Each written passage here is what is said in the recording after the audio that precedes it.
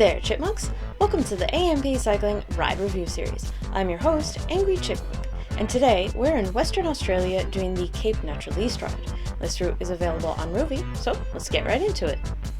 This is a pretty short route at just over 26 kilometers long and moderate elevation at 387 meters. The route averages just 1% and peaks at 16%, despite the Rouvy stats saying that it will peak at 14%. There are no Strava segments listed on Rouvy, but there are two segments for the two main climbs. The first climb is the Eagle Bay Road climb. It starts at about the 3.2 kilometer mark. It's 2.8 kilometers long with 98 meters of elevation gain. It averages 3.3% and will peak at that 16-17%. This climb was a bit tough for a couple of reasons. It jumps really quickly from 2.5% to 10%, and also the video does not at all look like you were going up a 15% hill. The segment goes on for much longer than the tough bit of the climb. After about 800 meters, the climb slackens significantly with a couple of downhill sections and false flats. There's one more 10% pinch right in the middle, but other than that, it hovers in that 2 to 4% range. There's no real need to pace this one, but do watch the profile so that you're prepared for the sudden jump in the gradient. Now, I've done several hills for real that are this steep, and this one just looks wrong. Strava says it is that steep, but it just doesn't look like it.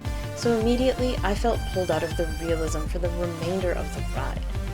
You'll encounter a few more hills along to the next segment, which max out at 10%, but they mostly stay quite tame in that 4 to 5% area. The second climb is Cape Naturaliste climb.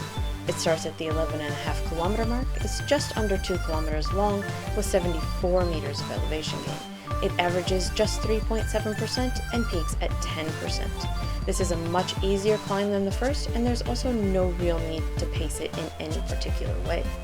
There are a few more hills in the route that will again peak at 10%.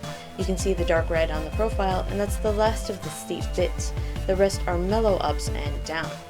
Usually, hills like this feel like they give a good downhill push to go up again, but for some reason on this route, that really didn't translate that well. All of the uphills felt like you were starting from absolute zero. Maybe it was a me problem on the day, but it is something to watch for on this ride. Because this route starts with such a steep hill relatively early, I would recommend more of a warm-up than you would otherwise expect for a route of this sort. You do get that short 3 kilometers before climbing, but there's also a couple of small hills right away, so give this one 10 minutes or so before heading off. The ending is very flat to downhill, so it can be used as part of your cooldown. And as always, I recommend pre-fueling your rides with plenty of protein. As this ride is so short, you will likely only need around 10 grams at the midway point if you've pre-fueled. If you haven't, you may want to up that to 15 grams. Either way, it's a very short route, so not much in the way of fuel is needed for it. There's no real need to follow this one up with a protein, but a magnesium would be helpful, especially if you're prone to cramping. The view on this ride is pretty meh. It's mostly a 2-lane road through a bit of suburbia and then to the lookout.